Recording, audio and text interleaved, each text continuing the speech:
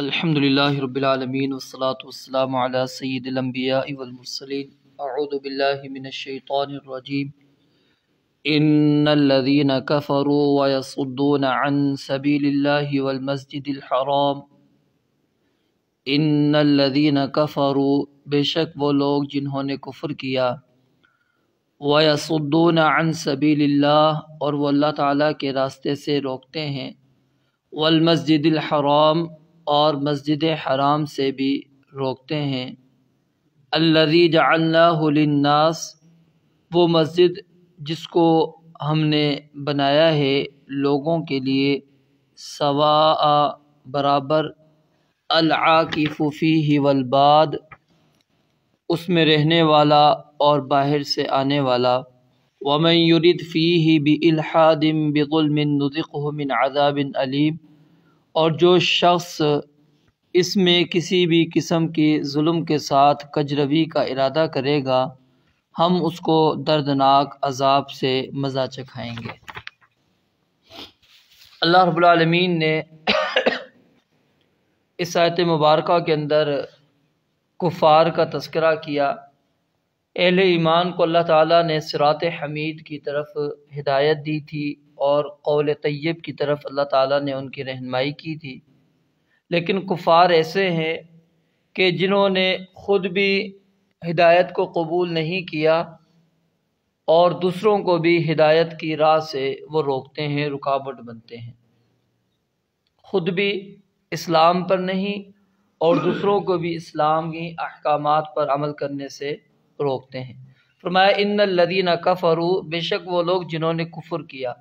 اب یہ ماضی کے صیغے کے ساتھ اللہ رب العالمین نے گفتگو کی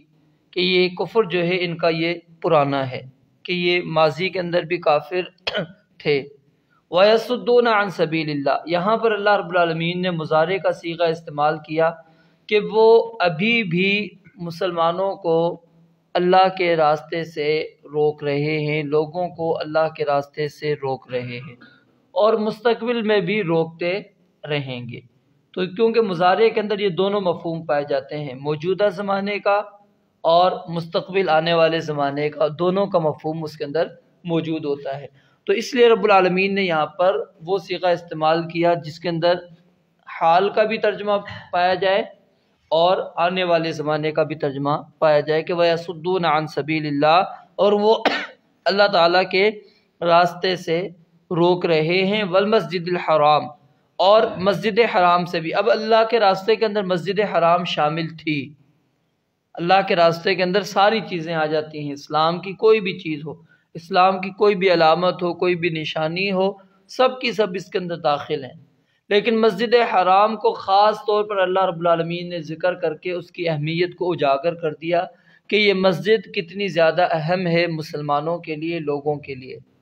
ان اول بیت وضع للناس للذی ببکۃ مبارکہ سب سے پہلے جو گھر اللہ رب العالمین کا اس کائنات کے اندر رکھا گیا، بنایا گیا، وہ یہ بیت اللہ تھا جس کو مسجد حرام کہتے ہیں، خانہ کعبہ کہا جاتا ہے۔ تو یہ سب سے پہلا گھر ہے، تو اس کے اندر اللہ رب العالمین نے اس کو مرکز بنایا تمام لوگوں کے لیے۔ ہم جس جانب رخ کر کے نماز پڑھتے ہیں وہ ہمارا رخ کیا ہے، قبلہ کون سا ہے، یہ بیت اللہ ہے۔ تو یہ تمام لوگوں کا کیا ہے، مرکز ہے، اور سائنس نے بھی اس چیز کو ثابت کیا کہ درمیان کا بھی عین وسط اور مرکز ہی بنتا ہے، اور اسی کی سیدھ کے اندر اللہ رب العالمین نے آسمانوں پر بھی اسی طرح کا ایک مرکز بنایا ہے جس کو بیت المعمور کہتے ہیں، جہاں پر فرشتے طواف کرتے ہیں۔ تو فرمایا کہ مسجد الحرام اور وہ مسجد حرام سے بھی روکتے ہیں، اور مسجد حرام سے روکنے کے اندر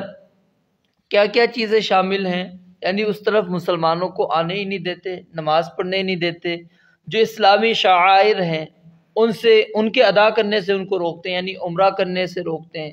حج کرنے سے روکتے ہیں، نمازوں کے پڑھنے سے روکتے ہیں۔ رسول مکرم علیہ الصلوۃ والسلام نے بنو عبد مناف کو مخاطب کر کے کہا تھا کہ لا تمنعوا احدا طاف بهذا البيت وصلى ایۃ ساعة شاء من لیل او نہار، کہ تم نے کسی بھی بندے کو روکنا نہیں ہے کہ وہ یہاں پر آئے بیت اللہ کے اندر اور وہ طواف کرنا چاہے تو تم اس کو طواف کرنے دو گے، کسی کو بھی طواف سے نہیں روکو گے، اور وہ جس گھڑی میں جس وقت بھی آئے گا، جب بھی وہ نماز پڑھنا چاہے، وہ دن کا وقت ہو یا رات کا وقت ہو، جب بھی وہ آ کے نماز پڑھے تو تم نے نماز سے بھی نہیں روکنا۔ اور یہ حدیث اس بات کی بھی دلیل ہے کہ بیت الحرام کے اندر، مسجد حرام کے اندر کوئی بھی ممنوع وقت نہیں ہے۔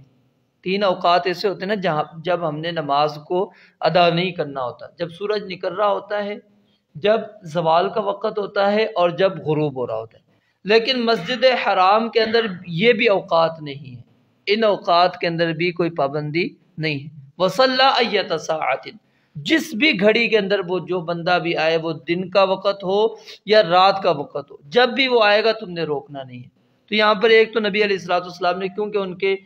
پاس اس کی تبلیت تھی، تو آپ علیہ الصلوۃ والسلام نے ان کو یہ رہنمائی کر دی کہ جب بھی کوئی آنا چاہے تو تم نے آنے دینا ہے۔ لیکن کفار کیا تھے؟ وہ مسلمانوں کو آنے نہیں دیتے تھے، اور اس کی مثال واضح موجود ہے۔ جو صلح حدیبیہ ہوئی، اس کے پیچھے پس منظر کیا تھا؟ یہی تھا کہ مسلمان عمرہ کرنے آ رہے تھے، عمرے کی نیت سے آئے تھے، رسول اللہ صلی اللہ علیہ وسلم بھی تھے، لیکن کفار نے آپ کو روک دیا حدیبیہ کے مقام پر اور عمرے کرنے کی اجازت نہیں دی۔ سیدنا عثمان رضی اللہ تعالیٰ عنہ گئے کہ معاملات کو طے کریں، لیکن پھر افواہ اڑ گئی کہ ان کی شہادت ہو چکی۔ نبی علیہ الصلوۃ والسلام نے پھر اس موقع پر صحابہ سے بیعت رضوان بھی لی۔ تو اس موقع پر پھر ایک معاہدہ ہوا جس کے اندر پھر کچھ شرائط کے ساتھ اجازت ملی، لیکن کیا کہا گیا کہ اگلے سال آ کر آپ نے یہاں بیت اللہ کا آپ طواف کر سکتے ہیں، لیکن ان شرائطوں کے ساتھ آپ یہ طواف کر سکتے ہیں۔ تو اللہ رب العالمین نے منع کیا تھا کہ کسی کو بھی روکنا نہیں ہے، لیکن یہ کیا ہے؟ وَيَصُدُّونَ عَن سَبِيلِ اللَّهِ، ایک تو لوگوں کو روکتے تھے کہ رسول اللہ صلی اللہ علیہ وسلم کی بات نہیں سننی، اسلام قبول نہیں کرنا، والمسجد الحرام، اور اگر کوئی مسجد حرام میں آنا چاہتا تھا اس کو بھی وہاں سے روک رہے تھے۔ اور مسجد حرام سے اب یہاں پر ایک اختلاف یہ علماء نے یہاں پر ذکر کیا خاص طور پر کہ اس مسجد حرام کے لفظ کے اندر کیا صرف جہاں آج مسجد قائم ہے وہی جگہ مراد ہے، یا جو حدود حرم کہلاتی ہے، جس کو نبی علیہ الصلوۃ والسلام نے حدود حرم قرار دیا ہے، وہ شامل ہے اس کے اندر؟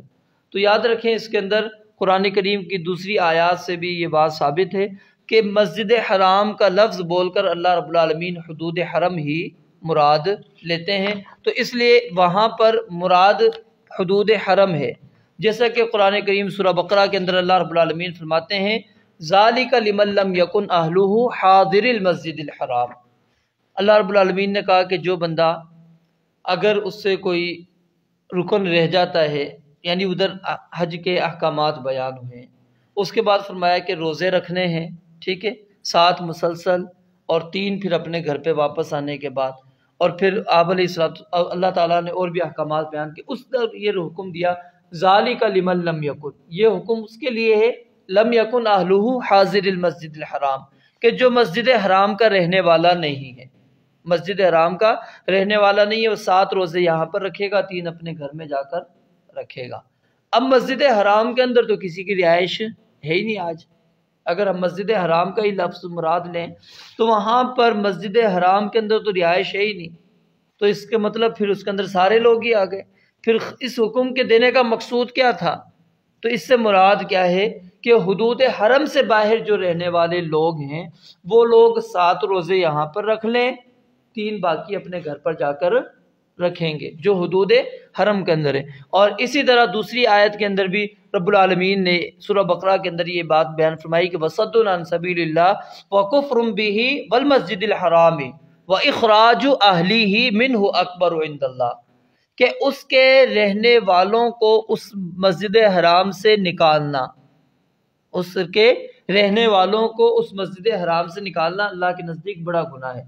تو یہ یعنی دونوں آیات اس چیز کو واضح کر رہی ہیں کہ مسجد حرام کا لفظ اللہ تعالیٰ نے استعمال کیا، لیکن اس سے مراد کیا ہے؟ حدود حرم ہے، حدود حرم ہے۔ جب نبی علیہ الصلوۃ والسلام فتح مکہ کے موقع پر آئے تھے ہجرت کے بعد، تو آپ علیہ الصلوۃ والسلام کے